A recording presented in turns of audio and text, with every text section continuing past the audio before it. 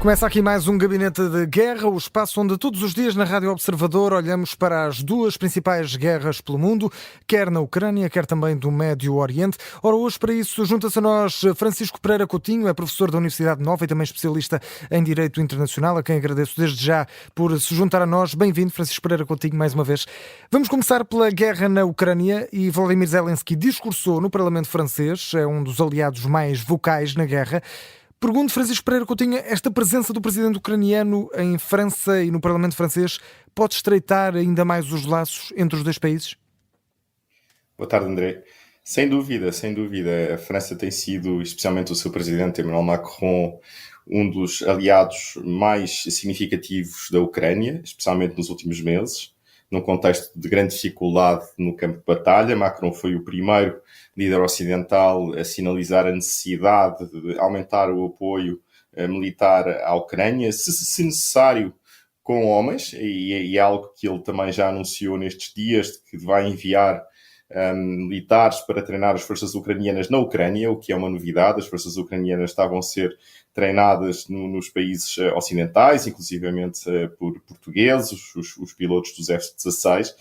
E, portanto, esta presença de Zelensky no Parlamento francês tem esse simbolismo. É verdade que ele foi à França para participar nas comemorações do Dia D, mas não deixou de ir discursar ao Parlamento francês, que representa o povo francês, e dizendo, mais uma vez, apelando à necessidade de, no fundo, fazermos uma defesa avançada da Europa na Ucrânia, porque se a Ucrânia for derrotada, então o expansionismo russo poderá alargar-se para outros Estados-membros da União Europeia, designadamente os países bálticos, porque a Rússia é uma potência revisionista e nós sabemos que alguns Estados-membros da União Europeia já fizeram parte quer do Império Czarista, quer do Império Soviético. E o próprio Macron também já fez referência ao facto da fronteira ucraniana de estar a apenas 1.500 quilómetros da fronteira francesa e, portanto, ser no interesse da França defender também a Ucrânia, e para isso é necessário armar a Ucrânia, e muito daquilo que se discutiu nestes últimos dias em França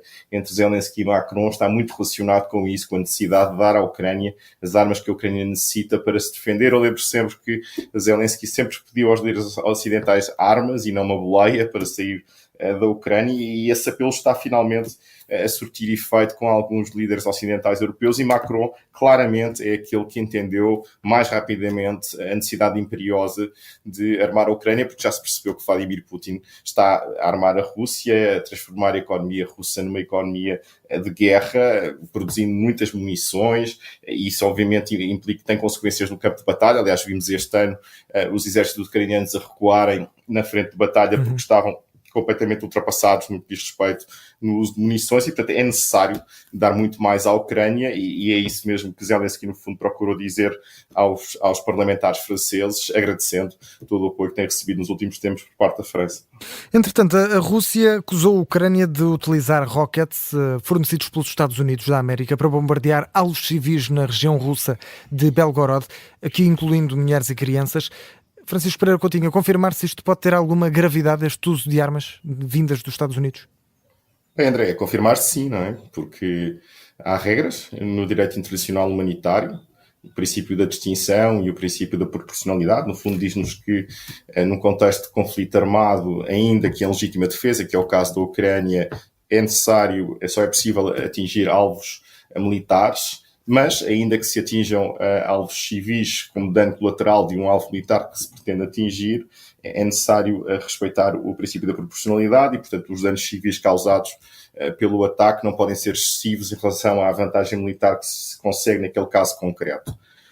Pode ter acontecido, repara, isto é um conflito armado, são cometidas violações do direito internacional humanitário, quer pela Rússia, quer pela Ucrânia, muito mais pela Rússia do que pela Ucrânia. Aliás, lembro a este propósito que o próprio Tribunal Penal Internacional já emitiu mandatos de captura e detenção para um general e um almirante russo, justamente por ataques indiscriminados à população civil, e, portanto, a Rússia está a queixar-se de um ataque. Eu não conheço a factualidade, é preciso perceber se isto é verdade, se aquilo que é invocado pela Rússia é verdade, mas ao longo dos últimos 2 anos e meio, quase, não tem faltado casos de ataques à população civil ucraniana por parte da Federação Russa, o que não significa que a própria Ucrânia não tenha também utilizado armas ocidentais ou próprias, desenvolvidas pelo exército ucraniano, para ataques que podem configurar também eles próprios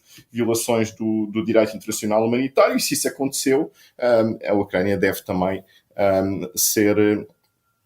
ser chamada a atenção por parte dos aliados ocidentais, especialmente porque estão a utilizar armas fornecidas pelo Ocidente. Agora, não sabemos se isto não é também uma manobra de propaganda russa no momento em que aquela restrição do uso de armamento ocidental foi levantada. Portanto, há aqui também uma coincidência de suscitarem esta questão justamente no momento posterior a ter sido levantada a tal restrição do uso de armamento ocidental. Portanto, tudo isto tem que ser apurado. Infelizmente, é impossível apurar por uma comissão independente que fosse avaliar no território russo exatamente aquilo que aconteceu, e, portanto, temos que estar também alertados para a possibilidade de isto ser uma manobra de propaganda russa. Francisco Pereira Coutinho, temos apenas 3 minutos até ao final. Vamos muito rapidamente olhar aqui para 2 pontos da guerra no Médio Oriente. Joe Biden garante que Benjamin Netanyahu está a ter em conta as preocupações dos Estados Unidos em relação à operação em Rafah. São declarações à ABC News. Esta linha de conta de Israel é notória nas ações ou nem por isso, na sua opinião? Muito rapidamente, sim, no sentido em que nós não estamos a ver um ataque em larga escala sobre Rafah. Agora, Israel, neste momento, ao atacar Rafah, está a violar o direito internacional, porque o Tribunal Internacional de Justiça ordenou uma suspensão do ataque. E, portanto, ainda que o ataque não esteja a ter a dimensão que se esperava que pudesse ter, e isso pode ser o resultado justamente da pressão americana, ainda assim é um ataque ilícito, porque neste momento contraria diretamente uma ordem do Tribunal Internacional de Justiça. Entretanto, as forças de defesa de Israel utilizaram na última noite vários aviões de combate contra infraestruturas do Hezbollah, no sul do Líbano, é o que diz o Times of Israel. Francisco Pereira Coutinho, qual é a importância deste ataque? Bem, este ataque sinaliza que a situação no norte de Israel, no sul do Líbano, está a aquecer, e podemos ter aqui um foco de um conflito em maior escala. Desde outubro nós temos visto ataques recíprocos entre o Hezbollah e as IDF, mas temos visto nas últimas semanas um recrudescer da atividade militar. Aliás, tem ocorrido, até pelo facto de já estarmos a entrar no verão, imensos incêndios nesta zona, em resultado justamente de um recrudescer das atividades militares, e é discutido no próprio governo e no próprio gabinete de guerra de Israel a possibilidade de uma intervenção militar no sul do Líbano, porque é preciso também dar conta que há uma enorme pressão sobre o governo de Israel para fazer alguma coisa, porque temos cerca de 60 mil israelitas deslocados desde 7 de outubro, que moram no norte de Israel, e portanto temos que estar muito atentos àquilo que está a passar no sul do Líbano, porque é muito possível, como eu referi há bocado, que as atividades militares recrudesçam nesta região e uma segunda frente de batalha, para além da guerra em Gaza, possa ocorrer. Francisco Pereira Coutinho, muito obrigado, agradeço a disponibilidade para estar aqui connosco, é professor da Universidade Nova, especialista em Direito Internacional, aqui para mais uma edição do Gabinete de Guerra, que regressa à hora habitual na próxima segunda-feira. Obrigado e até à próxima. Obrigado.